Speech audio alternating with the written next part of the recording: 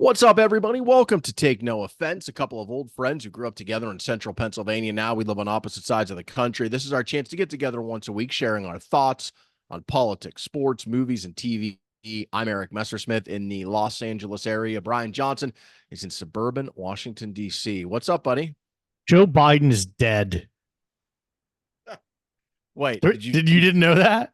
I saw there was a conspiracy theory on What do you mean X a conspiracy theory, Eric? well, Fake signatures. There's a coup. I Soros saw is involved. Charlie saw Kirk him is all over today. this man. Oh, is he one of the people? Yeah, Oh, dude, he is my favorite buffoon on Twitter or X, excuse me. Like, he's just so shameless. He makes Donald Trump appear to have shame. It's unbelievable. Yeah, the X4U tab is like a cesspool of humanity. I heard you and Charlie Marlowe talking about this on your other podcast. What's the name of it again? That's called Everybody Settle Down. That's right. That is the name of it. But I listened to Everybody Settle Down, and I heard you mention this For You tab. Dude, I don't know what it is, so enlighten me.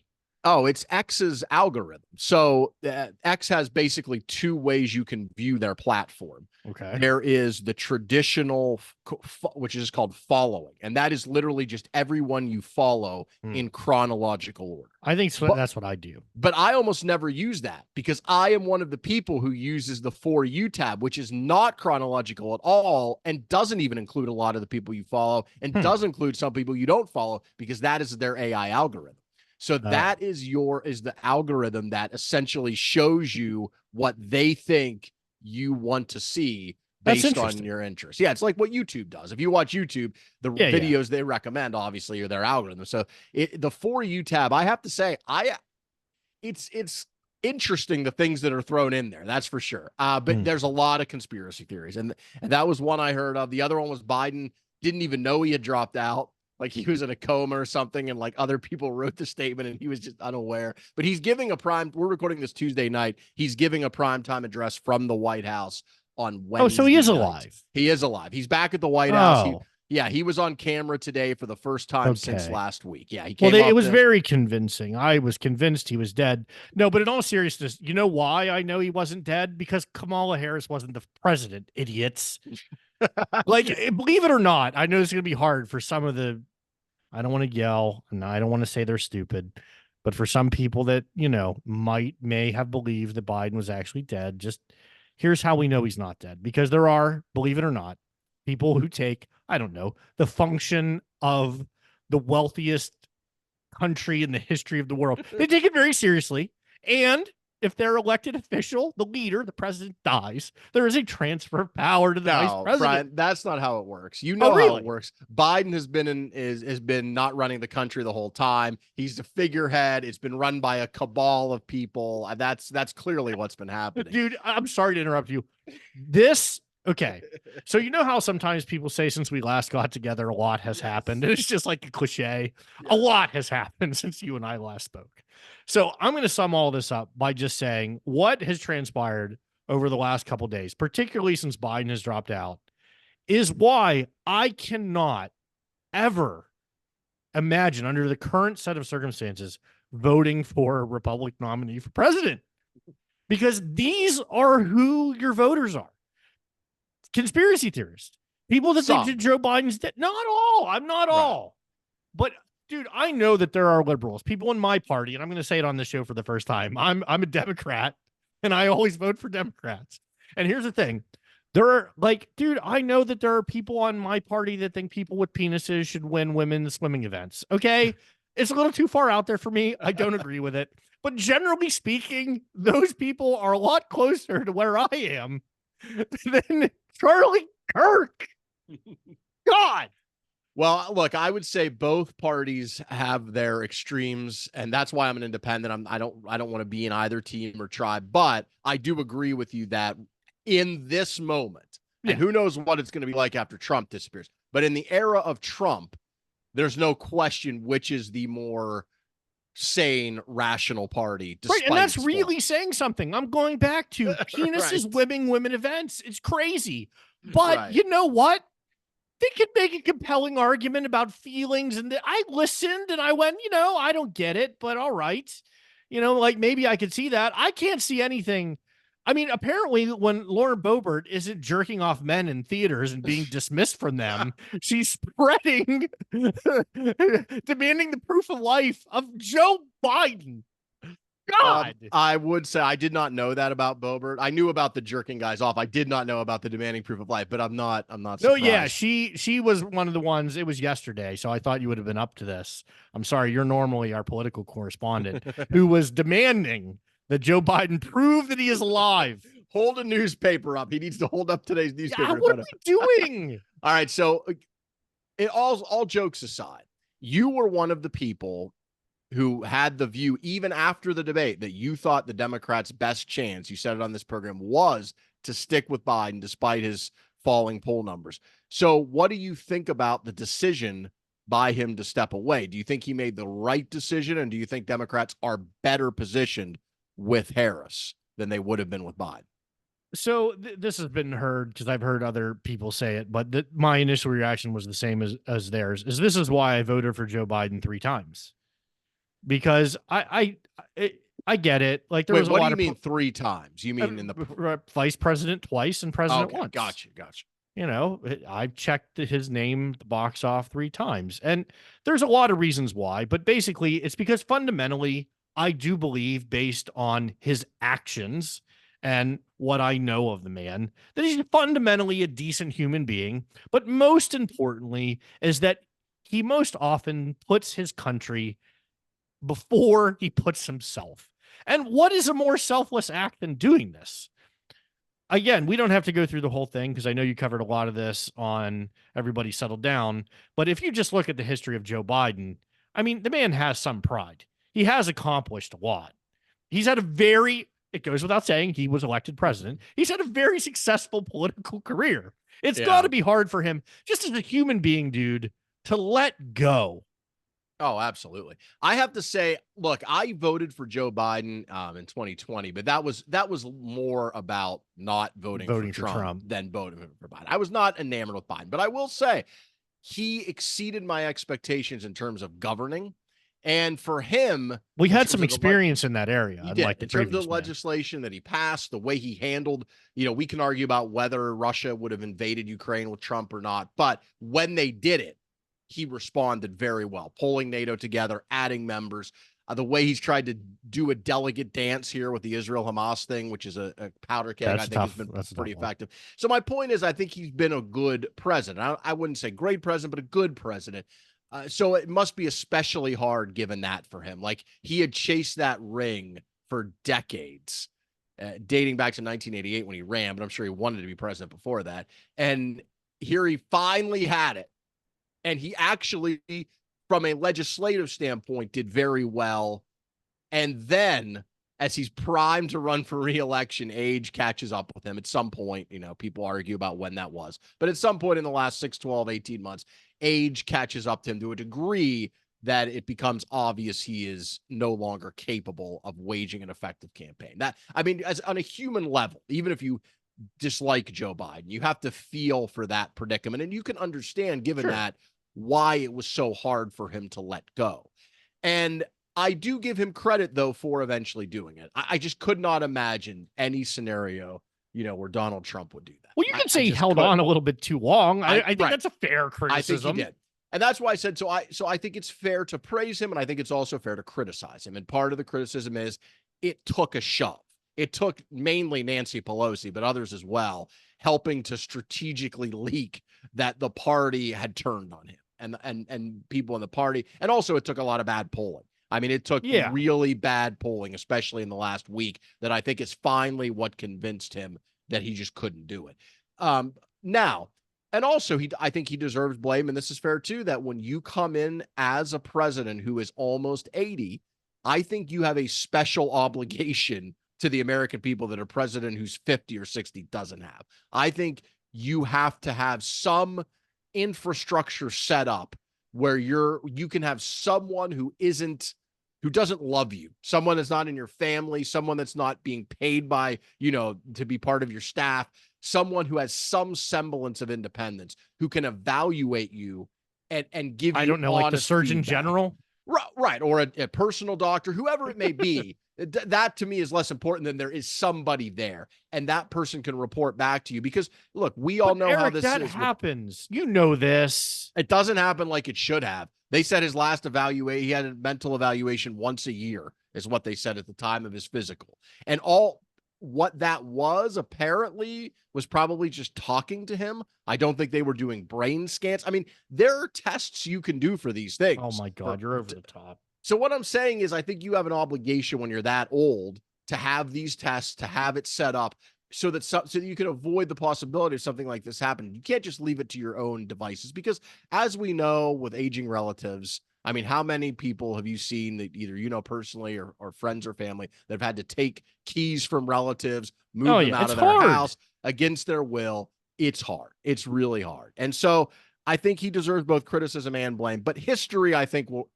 especially if they win. And that's a key caveat. If Harris can pull this out, I think history will remember him fondly. It won't be remembered that it took 3 weeks and a lot of he's pushing. not going to be James Buchanan. All right. Like, you know, I know that we live at a time where everything's the best ever, the worst ever.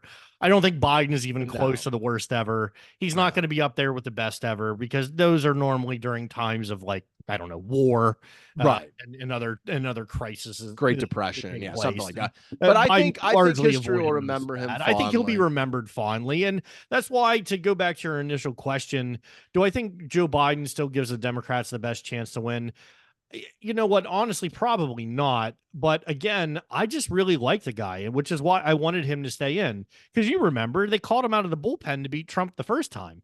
You know, after Clinton failed, they were like, oh man, what are we going to do? Let's get old Joe, crazy Joe, to come out here and see if he can take over. And he did. He won, and it was great. And like, I was one of the people I know it seems insane to say given his current state, but like I was excited about Biden when he came in. I really was, because I remembered him, you know, being a smart aleck, and you know, I really liked him a lot. So that's why I wanted him to stay in. I think it was an emotional thing when we talked about it, but I can't get excited about Harris. I just can't. I think the legacy, it's kind of interesting. I think Biden's legacy is really going to be dependent on how Harris does and if she wins or not. Because if she wins, you can say, if you think Trump is a threat to democracy, you can say, well, he beat Trump once. He had a really effective first term legislatively. Then when it was time and it was clear, he stepped away and gave the Democrats the chance to win again, and they did. But if she loses, then I think people will say, well, he hung on too long. And I don't think that's unfair. He didn't do what he should have done. He should have stepped out so that the Democrats could have fought it out and got the strongest possible candidate. Yeah. Which may not have been Harris. No, we can talk about this, but I mean, man, if there was a conspiracy to get Kamala Harris in, man, did they really put her behind the 8 ball? Like that, part of me feels bad for Harris. It's kind of like, well, it's like when you're bringing in a relief pitcher with the bases loaded and nobody out, like, and you're like, well, go get him, Tiger. Give him a pat on the shoulder and say good luck. I'll tell you the thing about it that I have to give Harris credit for is look, these last 2 days have gone great for her, and that's not all her doing. Some of that was Biden endorsing her right away, and then the party rallying around her. They raised $100 million in 24 hours, which is insane. Yeah. If you go online, and again, online's not a perfect representation, certainly not scientific, you see the energy. You can feel the energy with the surrogates, not normal people, elected officials. And look, the polling, she has been polling better than Biden against Trump since the debate. And right now, the Real Clear Politics average is Trump by 1.6, but that's, you know, yeah, but you or I would have polled better than Biden after the debate. Well, that's true. Obviously, most of that polling happened prior to the announcement. So we're going to have to wait. So much has happened. We're going to have to wait a week or so. But 2 polls that happened in the last couple days, Reuters had Harris leading by 2, NPR had Trump leading by 1. So I think that just shows you there's some early indications that this race, if it's not back to 50-50, I think it's maybe like 60-40 Trump, somewhere between 60-40 Trump and 50-50, which, considering where the Democrats were a few weeks ago, which is, man, if Biden holds on, we're almost certain to lose. that is a hell of an improvement. And I think Trump has gone on his True Social posting spree about how terrible this is and this is undemocratic. Because they're scared, man. Right. That's what, right. They think now for the first time since the debate and probably before, they think they actually maybe could lose. Well, they can't lose. If they do, then clearly it was a rigged election. Right. Right. The thing about Harris, like, what is your take on Kamala Harris? Because you mentioned earlier you're not a huge fan of hers. Well, I think part of it is she really hasn't been out there. She ran against Biden in the primaries and she flamed out very early. She's had several, let's just say, I don't know, meme-ish moments, with the cackling and like everything else. And like, look, is it a huge deal? No. But like when you don't know what else someone who's done or what their thoughts or opinions are, that's kind of what you're left with in meme culture, right? The things that you do poorly. So I think it's initially is just because, I mean, look, I largely know where she stands on almost every issue. But what I'm saying, I can't get excited about her. I'm talking about the current team sport environment of politics. It doesn't mean I'm not going to vote for her. It doesn't mean that my views aren't mostly aligned with hers. They are. That's why I'll vote for her. What I'm saying is like, does she have what you need in this current political environment to win? And that is the key. And that's why, as a Democrat, the thing that always drives me crazy and the thing I always give Republicans credit for is Republicans win. Democrats lose. Democrats lose because we're babies. Like, like we don't do the right thing like a lot of the time. And when I mean the right thing is, I mean the winning thing. The thing that's going to make you win. And that's what makes me nervous about Harris is I don't know if she can win. Yeah, I don't know either, but I will say I agree with you. I think what happened is it was a combination of her really bad presidential campaign in 2020, which was the first time really she had been on any kind of national stage. She didn't even make it to Iowa. And she entered that campaign not as the favorite, but as someone taken very seriously. I mean, she raised a lot of money. She was from the biggest state, represented the biggest state in the country in the Senate. She's African-American woman, which, let's be honest, that plays in a Democratic primary. So there was a lot going in that gave her some wind in her sails, and then it just completely flamed out. And then Biden picks her, and as you mentioned, she had some really bad interviews in 2021, and they foolishly put her in charge of the root cause of immigration. And which now is kind of, they never called her the border czar, but now her detractors, that was kind of the label. Yeah, they act like she's out there with a badge. Right, which obviously she wasn't, but that doesn't really matter. What matters is they set her up to fail. They put her in some tough assignments, and then she kind of, I won't say disappeared, but she kind of receded into the background for a while. And so that impression was left in a lot of people's minds. And that was the impression in my mind. And then a few months back, 3, 4, 5, 6 months, she started making more appearances at campaign stops. And I would catch some here or there. I'd watch some clips and I'd be like, you know what? She looks pretty good. Like, she does. Better. And then what really changed my mind was the night of the debate. My wife said that too. 30 minutes or so after the debate, she was on live on CNN, and Anderson Cooper was interviewing her. And he was basically like saying what we all saw, which was this was a disaster for Biden. How can you possibly defend this? And she made a forceful case against Trump. She acknowledged the shortcomings of Biden while still managing to defend him. And since then, while Biden was kind of going through this process, and a lot of people were watching Harris knowing she might be it, she's been out there a lot, and I think she's acquitted herself really well, which is why you have seen the party coalesce around her so quickly. So my point is, I think she's improved, and I think she's got a lot of upside, and she has now an opportunity to do what you say she needs to do, which is true, which is change some of these perceptions. Because now everybody's going to be watching her. She had a rally today in Wisconsin. She's going to be doing interviews and a convention speech and a debate with Trump. Eyeballs on her like she's never had before, even though she's been that debate is going to be awesome. It's going to be great. So she's going to have a chance to change people's minds, and I think she's up for it. But would I, bet my house or my apartment? I guess I couldn't bet someone else's property. My life savings? No, I wouldn't. I mean, it's gonna be. I started off the show the way I did because dude, I don't know if I have the energy for this, man. Like, I love doing the show. I love talking to you. You're so smart and full of like wonderful information. I Well, enjoy I'm it. full of something. Right. But I mean, dude, like just reading what is supposed to be like, it's embarrassing. What are you talking about? Like just reading about like how Biden's dead and like, Oh, JD, the like JD conspiracy Vance theories. talking about how like, people aren't selected in smoke filled rooms. I didn't go to Yale, but I was a Marine, JD. And I can tell you that sometimes people are selected in smoke filled rooms. They are. Actually, that's how it happens a lot because they're Somebody, the people who, I don't know, stroke all the checks. And like, what are you talking about? That doesn't mean it was somebody's some conspiracy. It right. just means that like everyone, like parties nominate people all the time. Well, and this, you have to acknowledge that this is a unique circumstance that is precipitated by a man who was 81, wanting to run and planning to run, and then not being able to effectively run late in the campaign. Like, that is a pretty unique circumstance historically. A lot It's of it's not like, logistic, man. It right, is. It's logistics. it's not like if Joe Biden were, I don't know, 60 and his mental acuity was fine, and but he was down by 5 points, right? And every Democrat was like, you got to get out. You got to get out. I admit that would be weird, right? If he won the primaries, that would be weird. And I would listen to the anti-democratic argument at that point. That's not what happened here. Yes, he won the primaries, but at this point, what would I like, to the critics, what would you have him do?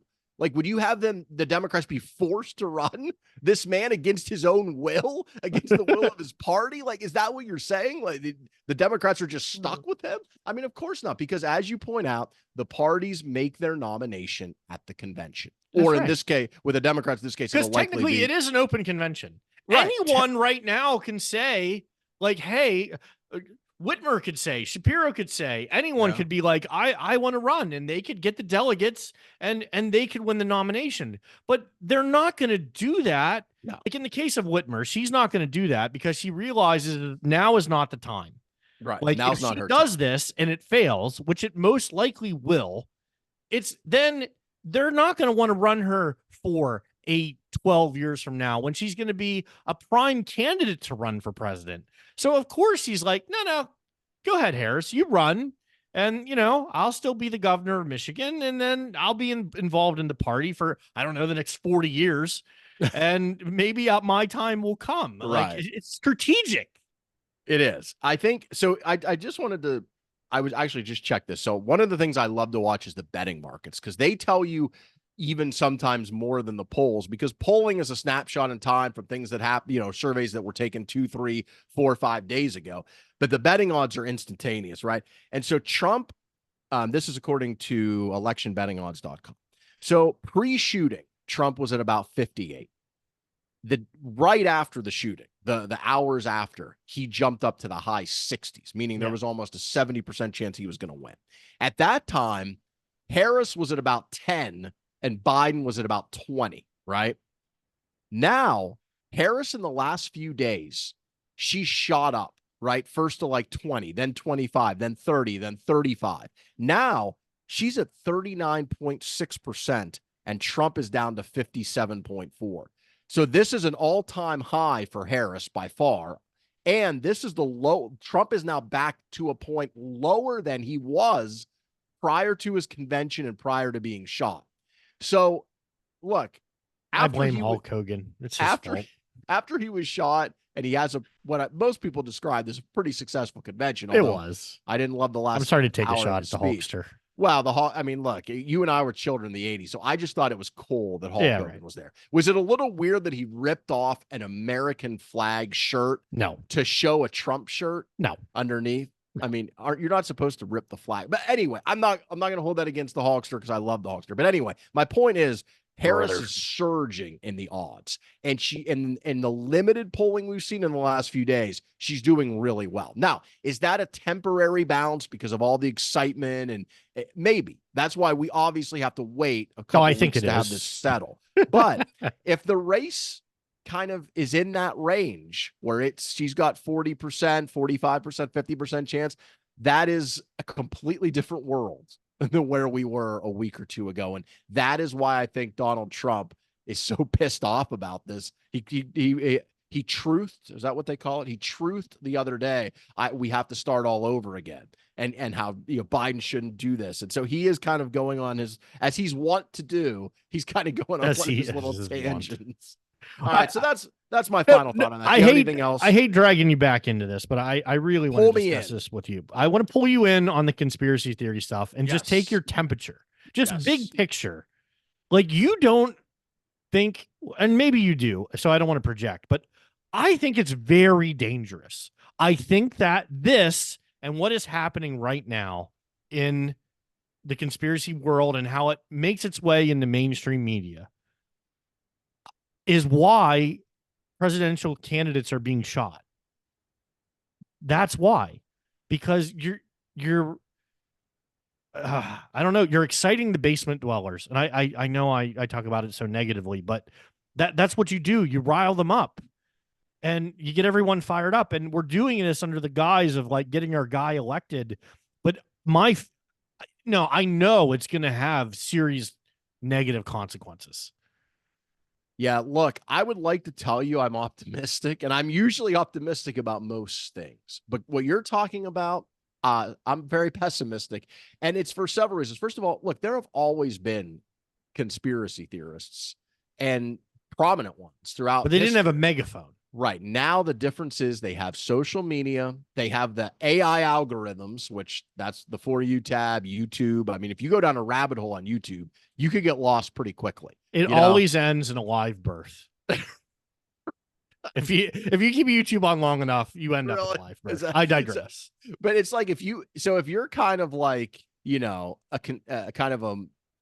like if you're kind of like interested in, militia living or whatever, and doing research, doing your own research on vaccines, the next thing you know, you'll be like on QAnon's page like that. So we can joke about it, but I know real people in my life who have like fallen into this, and it hurts, man. It's sad. And they're not morons, and they're not stupid, and they're not basement dwellers.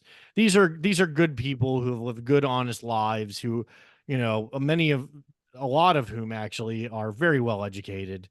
And I think part of it is their age, honestly. Like, I hate to be like an ageist, but since I guess we're talking about Biden dropping out of the race, I think some of it is like just not understanding how all of this works.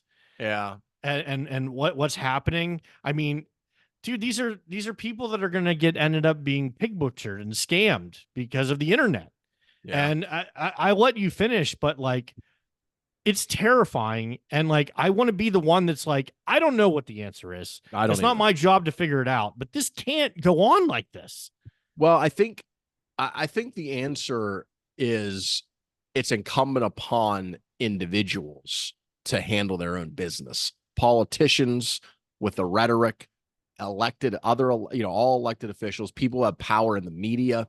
Like, it's important. The average citizens, it's our job to, like, I don't know, try to verify information, but none of that is an easy fix. And none of it, I think, will necessarily work as much as I'd like it to, because the other part is AI and how good the videos and photos of AI are getting. The deep fakes. That's the thing. The deep fakes aren't even really here yet, but they will be very soon. So when you have this kind of witch's brew of like conspiratorial, fervor and algorithms with social media, and then you add on top of it like really good deep fake videos and audio that's coming very soon, I don't know. There has to be, and I know I said I wasn't going to try and solve it, but there has to be a more swift acting and a more substantial penalty for the intentional spread of misinformation. And I'm talking about in obvious case. I'm talking Alex Jones, Newtown. When Alex Jones gets in front of a microphone and he says that Newtown is a conspiracy, it didn't happen, he gets a warning. When he does it a second time, he gets a fine. When he does it a third time, he goes to jail. Because here's the thing. There have to be court cases. Issue, like this is going to take time, right? But like you can't just because you believe something doesn't make it true. Those are the words of the judge to Alex Jones. And I'm telling you, man, because of the consequences, if the consequences weren't so dire, if people weren't being shot in pizza shops looking for cabals of blood suckers of babies, then I would say fine. Like, let's keep rolling with what we got. But we have to more clearly define this. There is a danger in it, man. There is. But on the other hand, well, look, Alex Jones did get his comeuppance. I mean, yeah, but dude, he's not paying any money. He's a penalties free man. The right. show But goes on. But what you're talking about would be penalizing speech. And I don't think constitutionally the government can or should do that. I think now Or intentionally, what about slander? okay, well, Like, but like those, I'm talking about intentionally spreading. It's hard burden of proof. I'm not saying it's Yes, not, and I'm not very saying high. it shouldn't be approached delicately.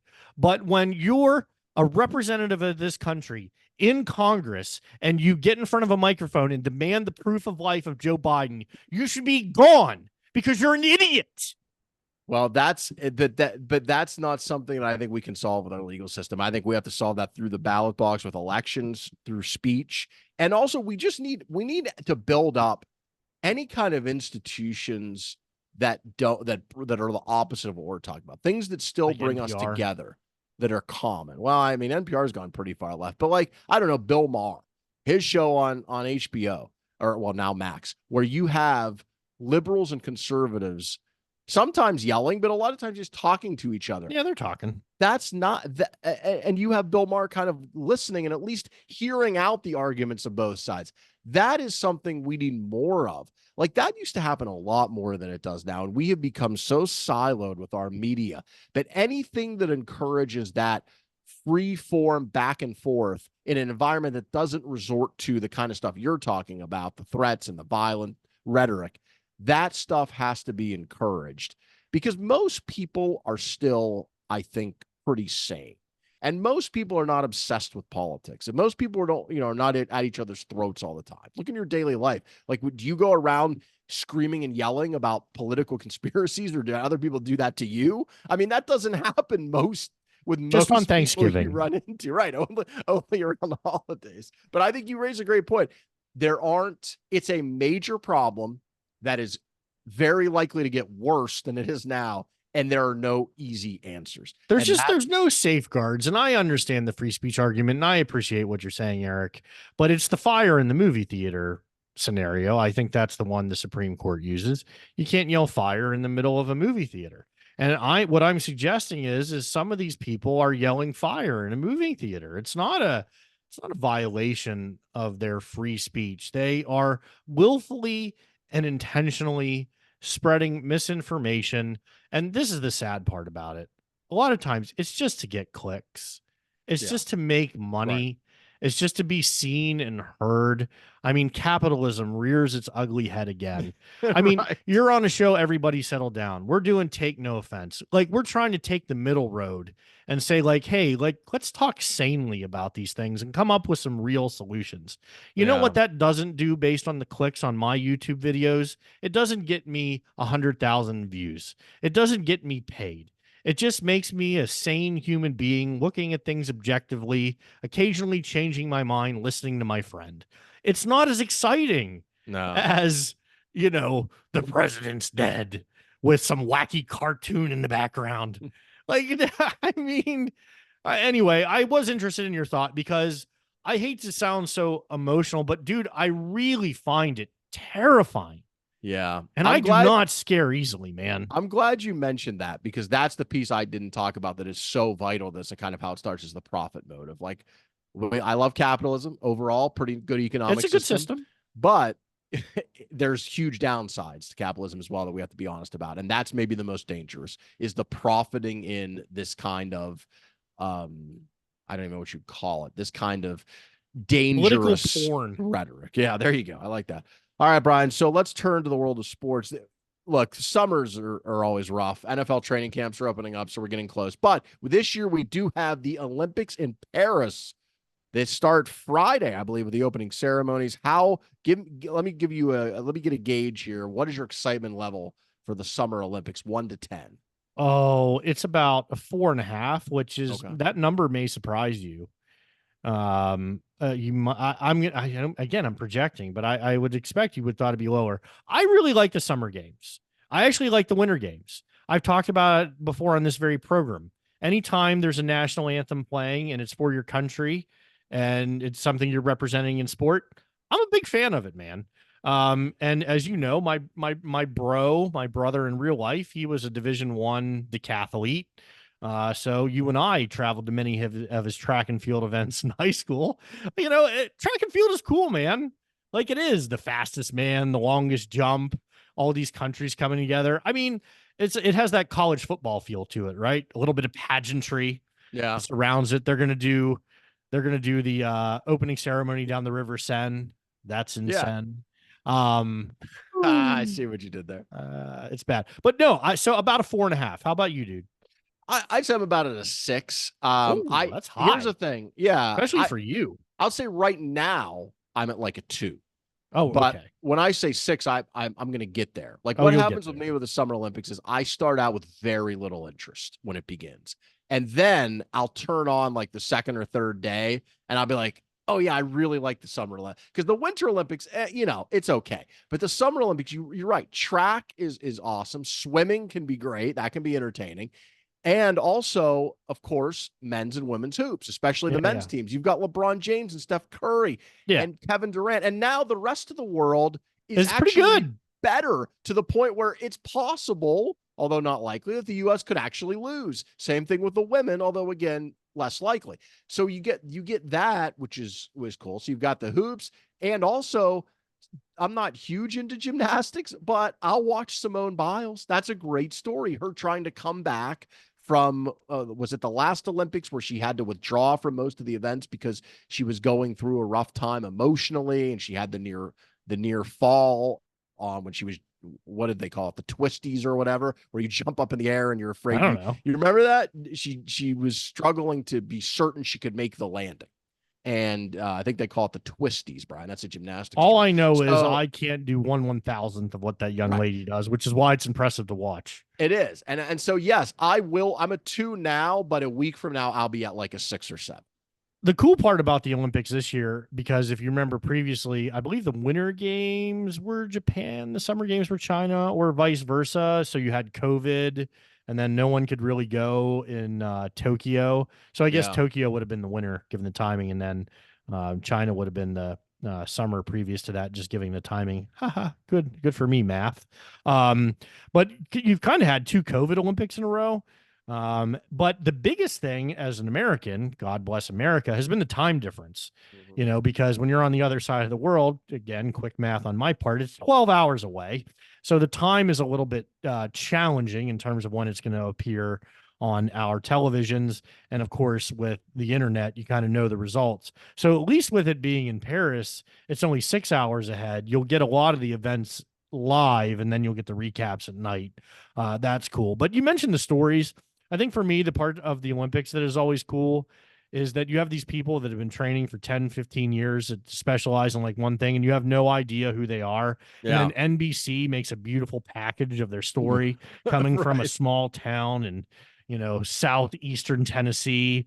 And they figured out when he was 2 years old, he could shuffle a ball, and he's done it every day. And that's always cool to me. And then there's the obvious, like Michael Phelps type of story where like someone just takes the Olympics by storm and is like the greatest athlete we've ever seen. That's why the Olympics is cool to me. I totally agree with you. And there's someone who we've never heard of in our lives who will be a household name a week or two from now. And that Wheaties boxes, the whole nine. I'm excited. I'm a sucker for a good Olympics. And like you said, especially if it's a country where the time difference is not severe. Yeah, it's not. That makes terrible. A huge difference. Well, Los Angeles is the next Olympics. Yes, so we'll get all the great times for that. 2028 right here in LA. Yeah, in fact, I live in Santa Monica. If I still live there then, that's right. The beach volleyball is going to be right down the road. Oh, well, you got to go check that out. I mean, just to watch the sport, Eric. Yes, of course. Why else? Obviously. Why else would I be one? That'll appear on your For You now on Twitter. Yeah, absolutely. All right, Brian, let's turn to our weekly review of House of the Dragon, season 2, episode 6, aired on Sunday night. This was another kind of between battles episode, for lack of a better term, where you're still kind of going through, mostly it was about the kind of political machinations on both sides and the dynamics within each of the camps. What was your review of episode 6?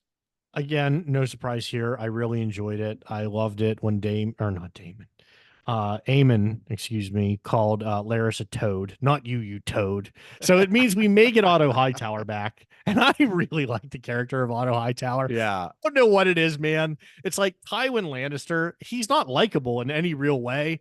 God, I love Tywin Lannister on the initial Game of Thrones. Like, he was the actor who played him was amazing.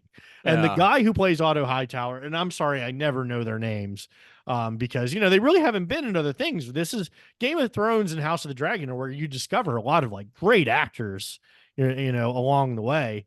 Laris is great. Aemon's great.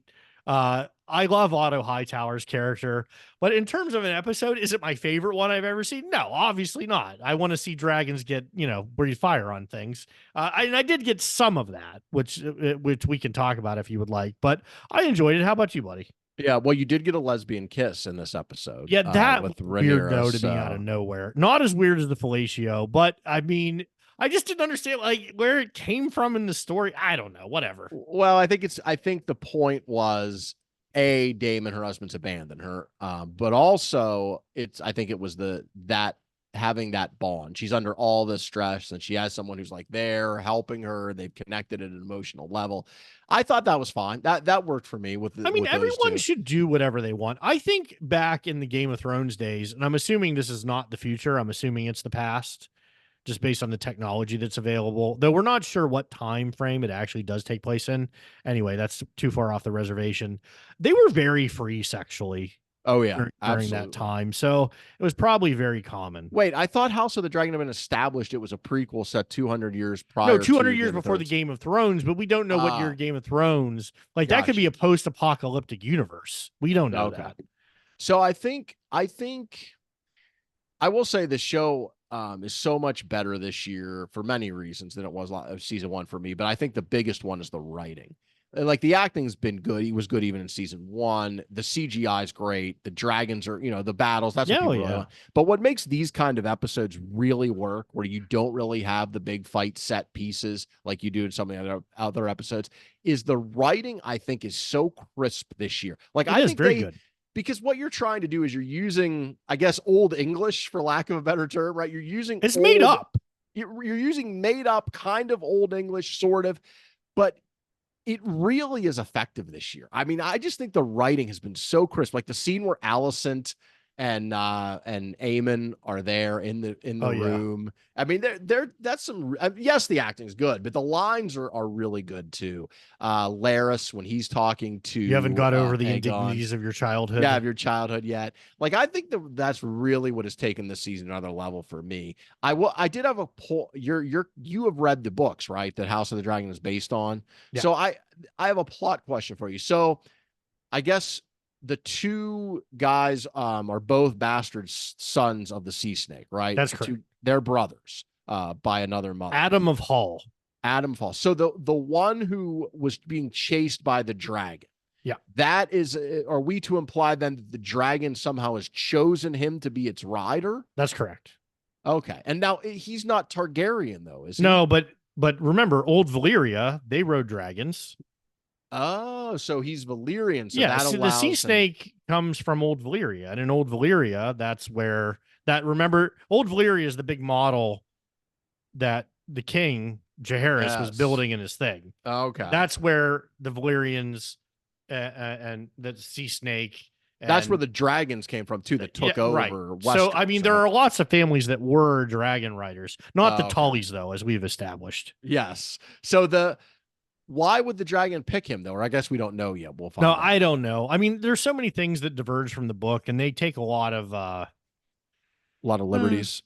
They do, because it's like this whole dream sequence thing with Daemon, which, by the way, I'm over. Yes, me too. That's my least favorite part at all. Really, in the books, he just kind of goes to Harrenhal, takes over Harrenhal, and raises an army. That's it. That is my least favorite part, and I think it's not just the dream sequences. It's also the whole plot point. It just seems so dragged out. And I guess they're doing that to make everything kind of fit together. Like I'm assuming from a storytelling standpoint. What they didn't want to do was have Damon's character go to Harrenhal and then not really have anything to do while these other things are happening in King's Landing, right? and And Dragonstone. you get so it King gives him Jaehaerys to come something back. to do. You get Millie Alcock to come back as a young Rhaenyra. Yeah, I get fine. So the Tully, the elder Tully, we're to believe then he was the one who was sick. He was Grover killed is gone. by that witch woman, right? Because they Yes. said she went over to help tend to him and then he died. Yes. So that means now Damon's going to be able to convince the younger Tully kid to Elmo bring and Big Bird. Yeah, right. To bring No, it's the Elmo and army Kermit. to bring the army with him, right? Yeah, Is that what? that's right. Okay, okay. I just want to make sure I'm with everything and understanding what's going on. All right. Do you have any other reviews this week, Brian? I did finish The Boys. Oh, you did. So what? How did it? What was your final ranking? I'm tired of The Boys. My final ranking of it is a 6.5. Ooh, okay. That's much lower than it seemed like at your initial. Yeah, no. I think the first and second seasons are the best. I think the third season goes down a little bit. For me, maybe it's the fourth season is a little too on the nose politically. I do, however, feel like some of the acting on that show is very strong. And I don't want to give the old, Fonzie jumping the shark thing, but it for me, this happens with shows sometimes is like they have a rhythm, they have a pace, they have things that they do really well. And it doesn't matter if it's Friends, because I think Friends is actually a great example of this, where like they kind of know what people want to see. They kind of know what makes people laugh, and then they just do that over and over and over and over and over and over and over and over and over and over and over again. And I think The Boys this season, it's the same thing. They know what the hits are. How you doing? That kind of thing. So they're just playing the hits over and over. Playing the hits. Yeah, I hear you. I can totally see that. But I'm not saying it's not worth watching because it is. The only other thing I have is I finally finished The Acolyte, the Star Wars show. Oh God, should I get my seatbelt on? I got to strap in. I will say, I'm not a fan of the show, as I've made clear. But episode 7 and 8, the last two, especially episode 8, the finale was much better. And again, it just reinforced to me how good this show could have been. And the reason I say that is because the premise, the story is actually really good. Because it takes us out of the Skywalker saga timeline for the first time. Every other Star Wars show has been set somewhere between episode 3 of the movies and episode 7, right? It's all been in that little time frame. This is 100 or 200 years before the events of the Phantom Menace. So none of the characters are the same, except for cameo in the last episode. At the very end, we got the back of Yoda's head with the green ears. That was that was the very last scene. So that was cool. But I like that. I like the moral ambiguity for the first time, really, of the Jedi. Like, there's some Jedi doing some bad shit in this show. There's Jedi that are like kind of, mostly good, but in a tough circumstance, they're like, well, we got to do something not so great, right? It's almost like a cop show in that regard. It's like, well, this cop's in a tough spot and, maybe he plants some drugs or shoots someone he shouldn't, but he does a lot of great things too. And the thing is, the bad guys, the Sith, are still bad, but one of the person who ultimately ends up becoming a Sith is the main character of the show. And you see her transformation in a way that I think was really effective. I'd say even more effective than the Anakin Skywalker transformation. So that is really good. And the way they told that story could have been, I think, a very good show. But again, the problem was the execution. And I'll just go back to saying the point I made a few episodes ago. For a show with a budget that they must have had on Disney Plus, I just can't imagine why they would have had such poor writing and such shaky acting by many of the main characters involved. I don't get it. I don't get how you can do that when you have a good story, potentially really good story to tell I just thought the execution was not great. So, I mean, it's probably for if you like Star Wars, it's probably worth checking out. And also, I will give them credit for this as well. The several of the action scenes were really good. Like the lightsaber scenes, they brought in a lot of martial arts into some of the fight scenes, which was a nice touch. Yeah. And some of those were choreographed really well. So overall, the Acolyte got a little bit better for me at the end. So I will give it a 4 Wow. out of 10. Yeah. 4 is a 10. pretty low rating. Yeah. I mean, to me, what you just said makes me think it wasn't a bad show. Well, again, it could have been good, and maybe I'm just disappointed.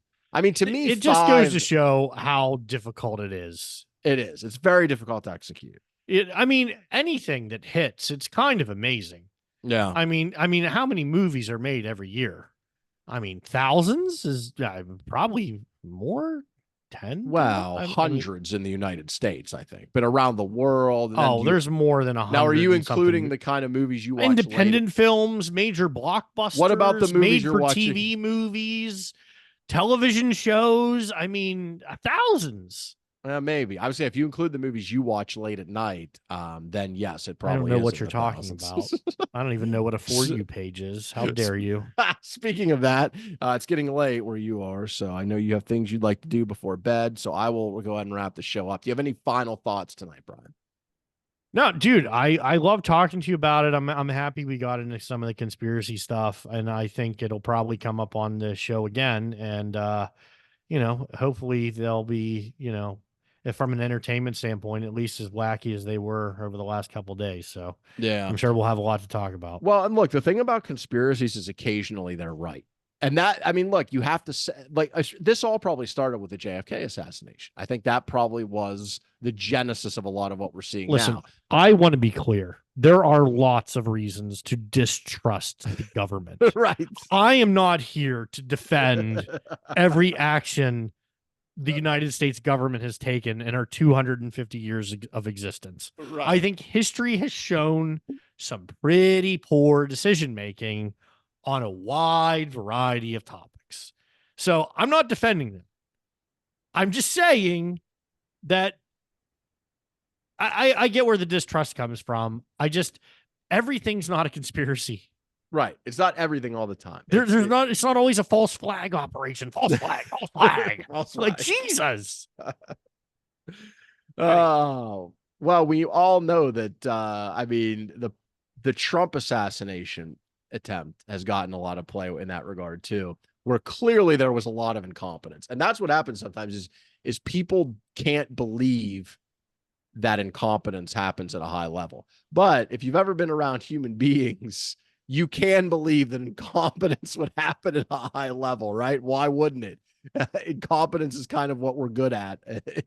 I think there's a much greater philosophical discussion that you and I could have about this that would have to be very long form, because you're going to have to cover a lot of ground from the aspect of, when I talk about some of the poor decisions the government has made, most of it has to do with not trusting the people to be able to handle information, but more it's the government's fear of how the people would react to that information based on the time frame that things happen. And I'm not even talking about the CIA, drugging minority communities and getting them addicted to crack. I'm not talking about the FBI assassinating Martin Luther King, things of which, and these aren't conspiracies. Do your research. They happened, historically. So I go back to, I get why we don't trust the government. And I think you're right. A lot of it happens from the Kennedy assassination. But what I would say is, I think that we are now in a time and place, and despite almost everything that I said previously on this program, information is so readily available. There are cameras everywhere. There are still good journalists who do good work. And this is the most important part, is that we now live in a time and place where 99% of our population is educated formally in some way. More people are going to college and learning more than they ever have before. And if they don't go to college, well, library card's still free and you can just Google it. You can still be really smart and learn a lot of things. Is there has to be a little bit better of a give or take between not just the government. I'm talking about like the leaders, the decision makers, the players in the world, and the small folk like you and me, to make a House of the Dragon reference. Like that needs to change. And once we have some real transparency, because I think that we're in a place where we can handle transparency at this point. We might not always like the information that we're getting, but we'd be better informed decision makers if we had the actual information to work with. And there would be a lot less conspiracy theories if there was more transparency. So I don't know, man. I think COVID's a great example of that, but very well said. Sure. Very well said. For Brian Johnson, I'm Eric Messersmith. Thank you for being with us on this program. We hope you enjoyed the show, but if not, please take no offense.